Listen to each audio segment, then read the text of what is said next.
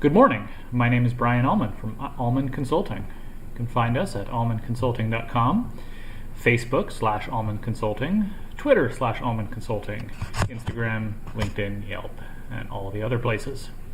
Today I'd like to talk about password managers. When I first started using the internet in the late 1990s, we only had a handful of accounts, and it was easy to remember our passwords. Today, we can easily have hundreds. Trying to remember that many passwords is simply impossible. Every site wants you to have a long, complicated password. Sometimes they make you change them every now and then. An old financial company that I used to use forced us to change about every month, and I only logged in about once a month, so I could never remember the password. So what did I do? I wrote it down on a piece of paper and left it on my desk. That pretty much defeats the entire purpose of a password. How often have you walked through an office and seen sticky notes with passwords on them? Oftentimes, the IT staff at an office, in order to maintain security, will put in good password policies. It has to be a certain length. It has to have a certain amount of numbers or characters, and it has to be changed every now and then. But the problem is, as I said, we have hundreds of passwords now, hundreds of accounts, and it's almost impossible to remember all those. So we end up just writing it down and hoping nobody wanders by and wants to break in. But there is a solution, and that is password managers. Password managers remember the passwords for you, so you don't have to. And being, a computer, they can remember passwords that are far more complex than anything we could remember. All the good password managers can generate a random string of 30, 40, 50, 60 characters and make that your password. And then when it's time to log into your site, instead of having to type it out, you just copy and paste. Or in some cases, it can even just automatically fill the password field for you. There are several kinds of password managers available. The one I recommend, and the one I use myself, is called LastPass. It stores your passwords securely in the cloud. They're encrypted behind your own master password, so there is not a high risk of losing them or having them hacked or leaked. However, if that is a concern for you, as it may be for some people, there are offline options such as KeePassXC, in which you keep your password database offline. You store it on your computer or on a flash drive, and you have to manually sync it. The advantage to something like LastPass is that I log into the LastPass service on my laptop, my desktop, my phone, and all my passwords are there, and they're always kept up to date. What I would like to do today is to walk through setting up a LastPass account. And if you have a different provider you like, such as 1Password or any of the others, it's basically the same idea, but I want to take away some of the mystery about setting this up, because using a good password manager really is the best way to maintain the security of your user accounts. We have user accounts that basically control our entire lives now. Bank accounts, email accounts. Let's open up a web browser here. First, I need to create an email address. Let's see. LastPass test Almon. First name, Steve Jobs. That would be Mr. in California. Was born February 24th, 1955. His birthday's coming up. Choose a password. Now this is where a lot of us run into trouble. We need to choose a password, and it needs to be secure. They want it to be at least 8 characters in this case. Now, if you do what a lot of people do, and what I did before I moved over to password managers, you'll use the same password you use everywhere else. The problem with that, and the reason why that is not a secure option, is because all these sites that we've signed up for, something gets leaked, it seems almost every day. There was a large leak of the Marriott hotel chain just a few weeks ago. And if you had an account through their rewards program, then your data might be compromised. Some hacker out there, and anybody who buys the leaked data off the dark web, has access now to your username and password if they can crack it. Usually these sites will keep them encrypted, but that's not a guarantee that nobody will figure it out.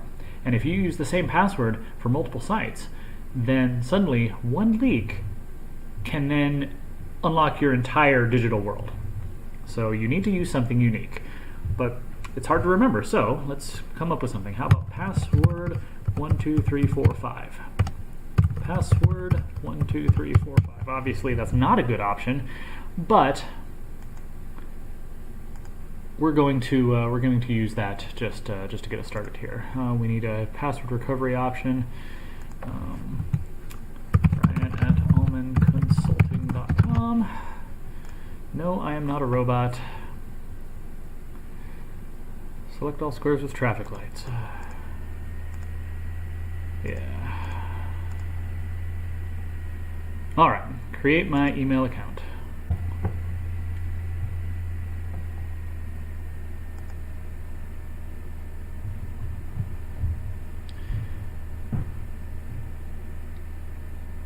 Alright, LastPass test almon at mail.com. It has now been created. Let me write that down so I don't forget it when I come back here. Now, it's time to make our password more secure. So let's sign up for LastPass.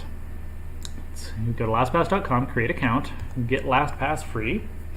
One of the reasons I chose LastPass is because it has a good free option. It gives you a lot of features in the free option. If you want even more, you can upgrade to the paid option. They also have a family option, which I'm strongly considering for my own family. That would enable you to have your own passwords in one vault, but then you have shared family passwords. Say, your Netflix password, your whatever other passwords your family shares, you can share between everybody, and then you each have your own accounts. Anyway. Our email is lastpasstestalmon@mail.com, and now a master password. This is once you've got your password manager set up, this is the one that you will have to remember. So you have to make it memorable, but you have to make it secure as well. It's better than having to remember over 100, though. So let's come up with something. At least 12 characters, one number, one lowercase, one uppercase, not your email. So let's say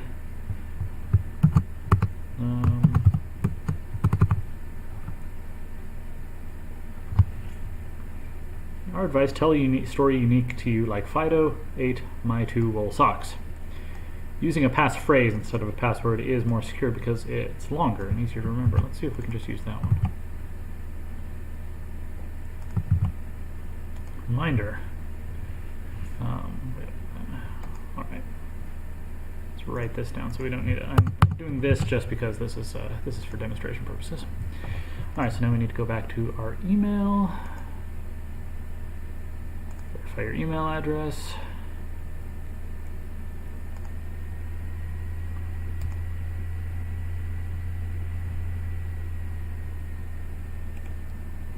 For some reason that didn't work. Let's just copy and paste. Alright, welcome to LastPass. I'm using a browser called Brave, which is based on Chrome, but it does a lot more for protecting your privacy and security than Chrome, which is of course made by Google, which is very interested in your private data. But as far as LastPass knows, this is Chrome. And there we go. Now we click the little link that has appeared up here, and we log in. Log in with the email account you used to create it. That's your username for this, and the master password. Now the extension is logged in. What the browser extension does is it watches for you to log into a site, and when it does, it will pop up asking you to save that username and password in LastPass, and that's extremely convenient. Instead of you having to sit down all at once and remember every site you have an account with, instead, as you go about your daily business and you log in, you can then add it to LastPass, and then once you're there, you can change your password to something more secure.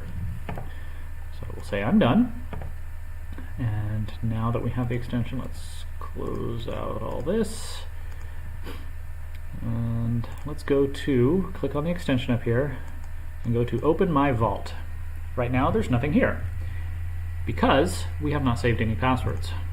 But let me show you how the extension works. Let's log out of our mail.com email address that we signed up for. Log back in with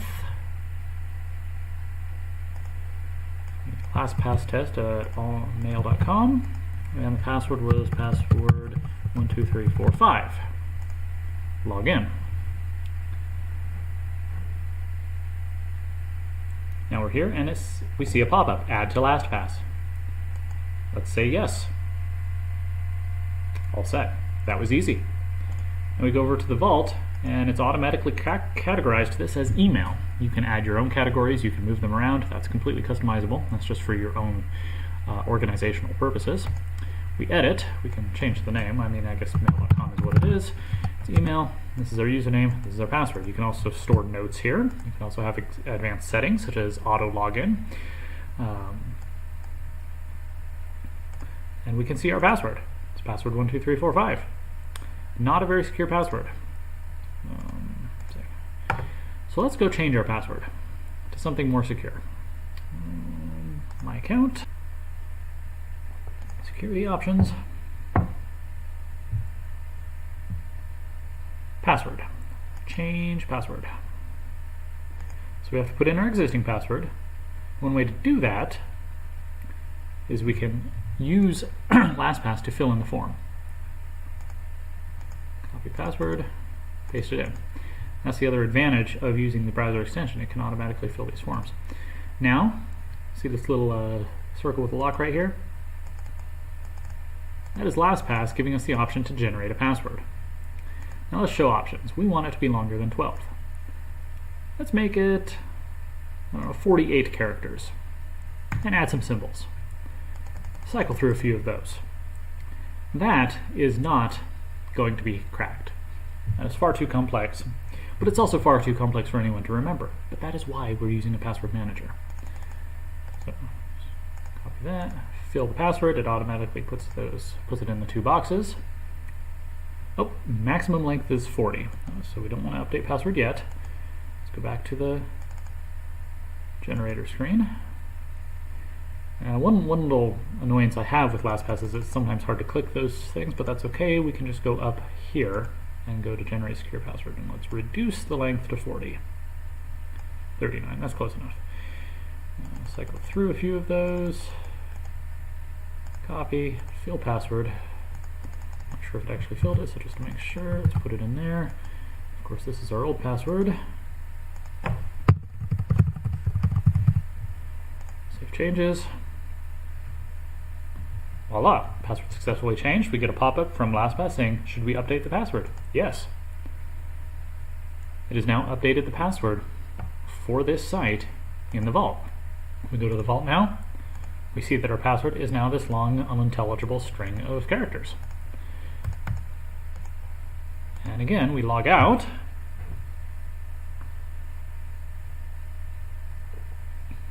Log in. And look, LastPass has automatically filled the forms. You don't even have to type it. You don't even have to copy and paste in many cases. And there we go. We have now secured this mail.com account with an extremely secure password. And because the random password generator is different every time, you don't have to worry about repeating passwords. So if something gets leaked in an online hack, then you can just change that one password and you'll be fine. Password managers not only make your digital world more secure, they also make your life easier. Once you have converted all your accounts into the password manager, it's so much easier. It'll fill the forms for you. It will remember the passwords for you. All you have to do is remember your one master password. I've also secured my LastPass account with two-factor authentication, but that's a subject for another video. So I hope this has been helpful for you. I hope this gives you some ideas on how you can streamline your work, but also make it more secure. Remember to find us at almonconsulting.com, Facebook /Almon Consulting, Twitter /Almon Consulting. You can find us everywhere. Thank you and have a good day.